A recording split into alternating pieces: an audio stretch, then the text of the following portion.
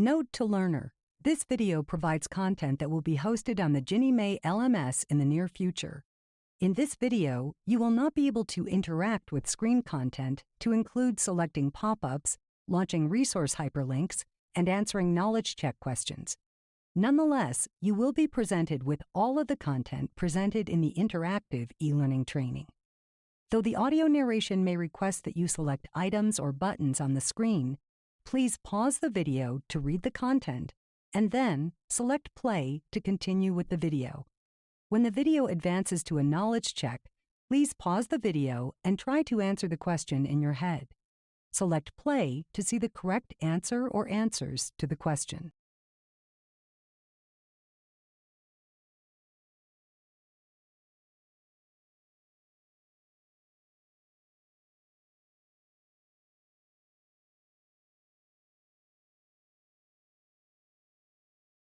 About 10 years ago, Ginnie Mae began the various loan control process, which controls certain loan data elements and monitors the reporting between the loan reporting at the time of pooling and the loan reporting to the monthly investor reporting to RFS, reporting and feedback system. So there are 16 loan fields that have been identified as various control fields, important data elements for Ginnie Mae to track for any changes made. You can find those on page 23 of Appendix VI 19, and those are identified here by a superscript 1. In the image below, you can see those circled in red. There are 16 fields that have been identified as various control fields. One of those control fields, the loan to value, is applicable to both single family and multifamily programs. The other 15 control fields are applicable to single family program only. Just as an overall, any of the changes from a value reported at the time of pool issuance is suspended and must be evaluated during this process. Okay, the various loan record is an optional record. It contains static data only. So there's not a need to change this data over the course of time. The control field guidance for the control fields is available on page 24 of Appendix VI 19. Now, because it's static information, we should only be reporting a various loan record, because it's an optional record, only in this case, only when there's a correction to data initially reported at pooling. This is called corrective reporting, and this is why we submit a various loan record. Do not report a various loan record for any other reason. Ginnie Mae receives so many unnecessary various loan records every month. Examples of this are duplicative reporting, where the same information reported at time of pooling is also reported monthly on the various loan record. That's not necessary and should not be reported. And any changes to updates to static information that changes after pooling. The classic example here is a credit score of 645 at time of pooling is reported. And then what Ginnie Mae sees is there's not a correction to that 645 at time of pooling, but a credit score update of 675 is reported to RFS on a various loan record. If that's not the value reported at time of pooling, Ginnie Mae does not want to see that credit score change. Okay, to understand the various loan record, how it's suspended, we're going to look at this specific example involving two data elements. The image at the bottom illustrates two items, the living units at the top and the loan purpose field at the bottom. On the left, you can see the values reported at pooling with a pooling date of January 2024. And then on the right, you could see the first 4 months of investor reporting to RFS. As you can see, the issuer reported values for both of the fields at pooling happen to be 1. This is the value that the various suspense process will compare to if the same field is reported to RFS in any of the investor reporting months. All right. Since the various loan record is not required to investor reporting, this issuer did not report the loan in months 1 and 3. That's where you can see the no V in parentheses for both items. No various record was submitted those months. In months 2 and 4, the issuer did submit a various loan record to RFS. You could see in month 2, this is our duplicative reporting, where the living units and loan purpose were both reported as a value of 1, which is the same value that was reported at time of pooling. Duplicate reporting is discouraged. We see a lot of that. In month 4, the living units and loan purpose values are reported, and one of those values differs from the value at pooling. A various suspense record is created because the loan purpose of 2, reported in month 4, differs from the value at pooling, that value of a 1. Now check your understanding.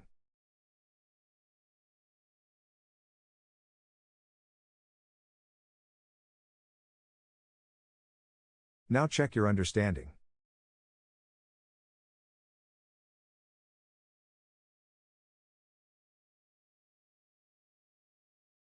So the creation of the various suspense record, as I mentioned, was when 2 things happen.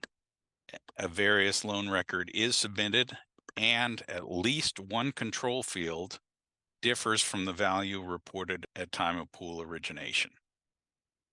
Okay, so an understanding of how these records are created is important. Now, the listing of an issuer's various suspense item for the month is available for download as soon as these records are created. So in the situation that we had in the previous slide, as soon as that loan record, that various loan record with a loan purpose of 2 is reported, there is a various suspense download for the issuer to download. Okay. Also with the various suspense records, they're created for download as soon as the suspense is created. But also on the 7th business day, we assume that all various suspense items have been reported, and an e-notification will go out to any issuer who has at least one various suspense item to address in that month. To view the e-notification, you go through My Ginnie Mae, and under Applications, there's a module for e-note. The subject will be RFS Various Suspense Download. All right, now here is an example of a various e-notification. The subject is RFS Various Suspense Download. As you can see, there's a brief message relaying the steps that you need to take to view and process your download. It also gives the time frame of the 20th calendar day of the month. Any issuer with at least one loan that has a various suspense will receive this e-notification, and they are sent out on the 7th business day. Next, we're going to cover how the various suspense files are downloaded. Okay. To download your file, log into MGM, click Tools in the upper right-hand corner of your screen, click MAS under Applications, click the Download button, and select the Various Suspense option. When you do, you'll see this download image that's on the right-hand side of your screen. Follow the instructions on the screen to save the file into Excel. All right, here is a sample of a various Suspense download. The download contains all of the loan records that had control changes this month. At the top of the image, at the top of the download, you'll see the issuer ID and the record date, so you know which file this is and which issuer this is. The first three columns, pool ID, unique loan ID, and issuer loan ID, are your identifiers, so you know which loan is being suspended. The image here shows columns for the first 5 fields in the various loan record. You can see living units, loan purpose, credit score, down payment assistance, combined LTV ratio percent. There are a total of 22 fields, so we're only showing the first 5 here, each with an L and a V column. So you could see right next to, in column 4, there's a living units with an L living units and a V living units. So that's part of your download. You'll see this when you download your file.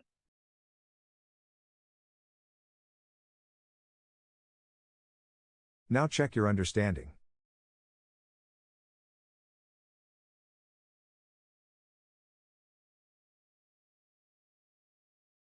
Now try this knowledge check.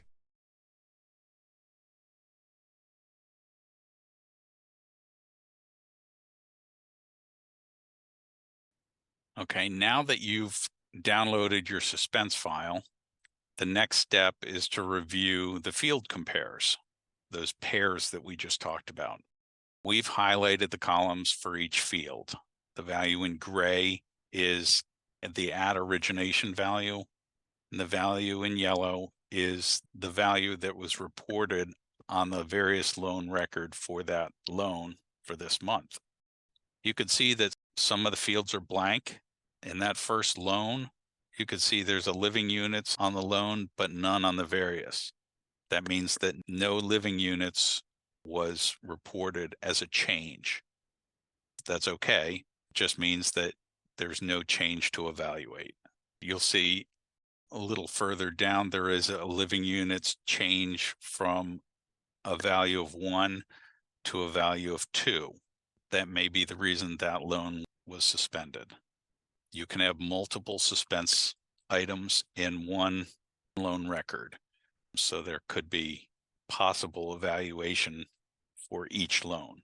The other thing to point out here is that for when you're looking at the evaluation for this, you're evaluating the value in the V column for each of the pairs.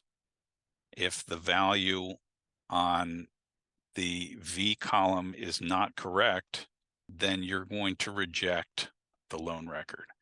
If the value in all of the V columns are correct, you will accept that record, and then when we process that, those will be the corrected values applied to that loan.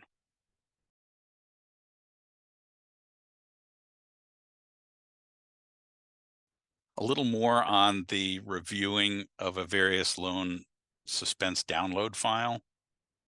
You'll notice that there are 2 arrows here. The first arrow on the left points to the V credit score. Some fields allow an asterisk value as a potential element of value to report on the various loan record. When that is reported, that indicates that you are looking to remove the previous value.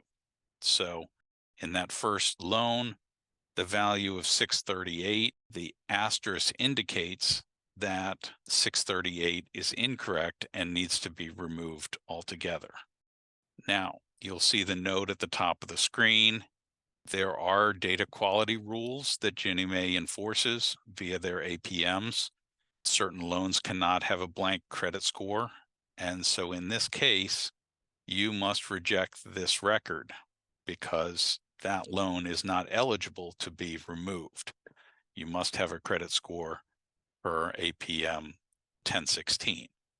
Okay, Now, if you notice in the third loan in the listing there, the one for Pool GT 6979, there are multiple items that are being evaluated. One is an asterisk for the 582 credit score, and one is a combined LTV ratio percent of 98.19. Now, when you evaluate this and you determine the 98.19 is correct, but you've determined that the credit score cannot be removed, you've got a conflict. You want one accept and one reject. Anytime you have at least one reject, the entire record must be rejected. Okay. So in order to make the correction for that third loan for the combined LTV ratio percent of 98.19, you need to report that value next month and it will resuspend, and then you can make the correction to the combined LTV. Okay. Just don't re-report the credit score of an asterisk, because then you'll have to reject it again.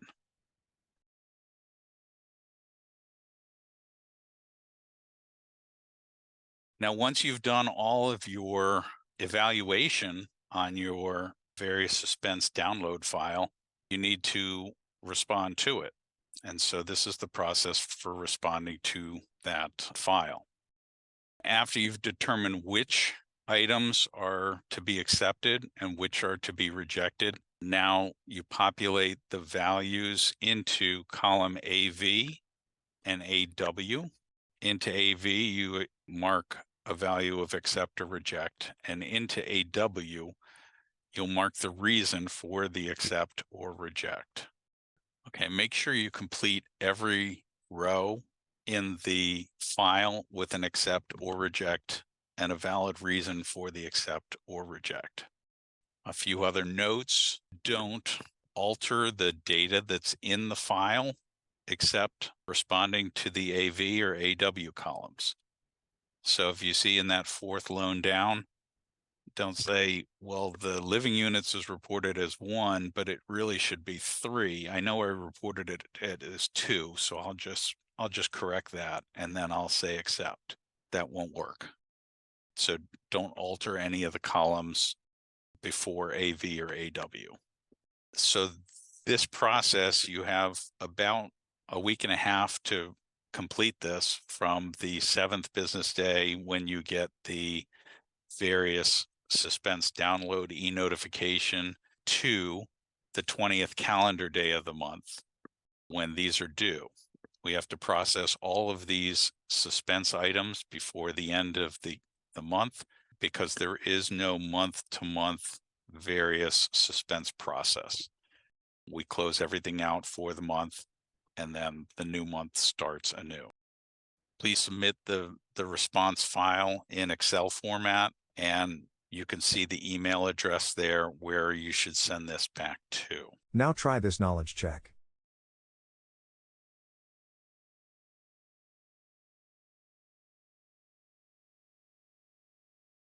Now check your understanding.